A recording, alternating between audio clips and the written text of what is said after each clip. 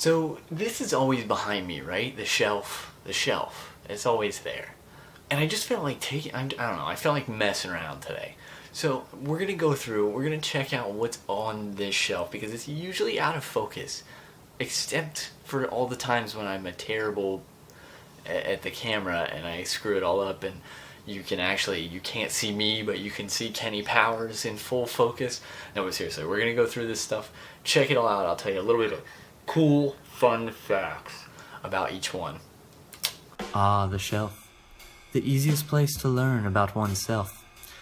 This basically is just a display of all of my nerdy collectibles and fun things that I've acquired over the years, such as this Kenny Powers bobblehead, which, if you're not familiar with Eastbound and Down, you need to get familiar because Eastbound and Down is one of the funniest shows that I've ever seen in my entire life, and I won this bobblehead in a contest quite a few years ago when it was about to premiere its second season. Now, this doesn't necessarily have any sentimental value or anything like that. I just love the Kenny Powers character. I love Eastbound and Down the show. I also won the season 1 and 2 DVDs, and I love having this item on display. Now, this Gameboy SP NES Special Edition does have a little more sentimental value to me. Anytime that money's been tight, or that I've wanted to get something like video editing software or something for creating videos, this was my go-to item that I was like, you know what, I'm just going to part ways, I'm going to sell it for whatever I can get for it, and go from there. And eventually it hit me, I was like, you know, this is something that I've logged way too many hours into. It's brought me way too much joy, especially as a kid, to just get rid of it for a quick buck. If I have to struggle, I'll struggle, and now I will forever display this thing on the shelf. I don't have a charger, which really sucks. I need to get a charger, but this thing is always going to be on display from this moment on because it's not worth it to sell the things that, you know, like I said, mean more to you than a quick buck. I love you, Game Boy.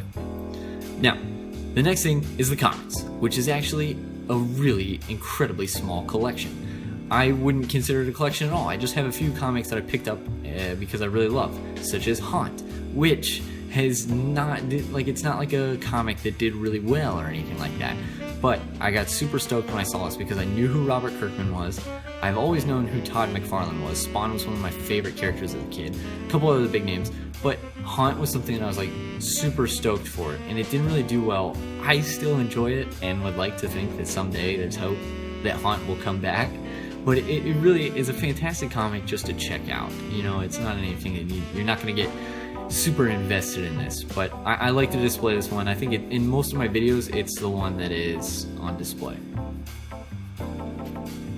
Now, I've also got the Haunt First Edition. This is when the Image First, they released like a slew of $1 comics, and it was just one issue. That's basically what got me into Haunt, The Walking Dead, among others. Again, this is one of the Image Firsts.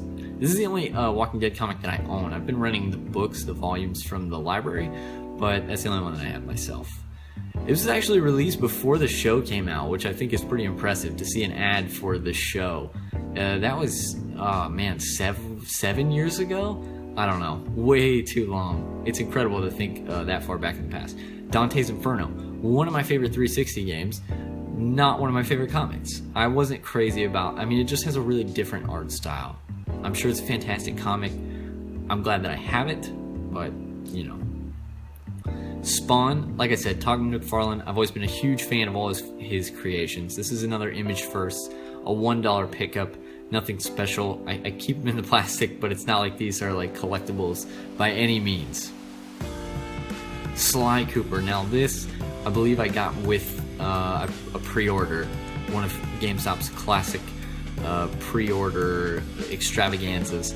So I think this came with the second or third Sly Cooper game. But it's really cool, and Sly Cooper is one of my favorite series of all time, so I'll always hold on to that. Haunt, second issue. I've also got Haunt, the third issue. I don't have fourth or fifth, but I do have, like I said, I have the book, so it's kind of pointless. Now, Skullkickers is not even a comic that I've ever finished in like the 5 years that I've owned it. I went to the bookstore one day and I was like, you know what, I just want to buy a comic. I have never been heavily into comic books or graphic novels, but I just wanted to buy one because I do think they're very interesting. They're a lot of fun, especially to collect. The Losers is just the only comic that I've owned that had a film release as well, and it's not a standalone, but this is, you know, an entire volume.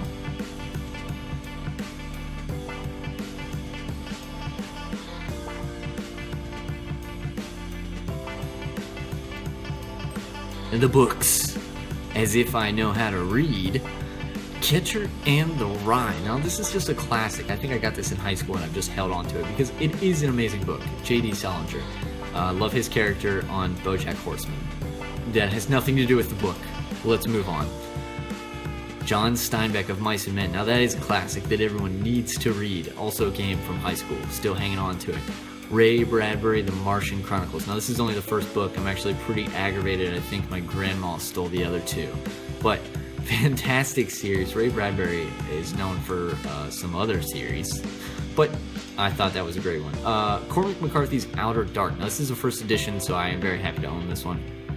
Cormac McCarthy is probably one of my favorite authors of all time. I have several of his books, and let's move on to those. Blood Meridian. Now, this is my favorite Cormac McCarthy book. It'll never be made into a film because it's way too violent, but I think The Revenant is as close as we'll ever get to a Blood Meridian movie. And the one that most people know, The Road, which is the bleakest book I've ever read, which was transitioned into the bleakest movie I've ever seen. Into the Wild. Now, I think this is a fantastic story. Christopher McCandless. It means a lot to me because the movie released at an age where I was trying to find myself. The Alphabet of Manliness. Maddox is a fantastic writer. He knows great humor and great writing. And of course, the 2008 Emergency Response Guidebook. Now, I got this one from work. I don't know why I still have it on the shelf. Need to throw that thing away. The Merge. I actually haven't messed around with my Verge VR really at all, but I think it's a great product. I love having it on display. It's cool to have at least have the option. Now, here is a small bit of films that I own. All right, these aren't my favorites. These aren't most rare or anything like that.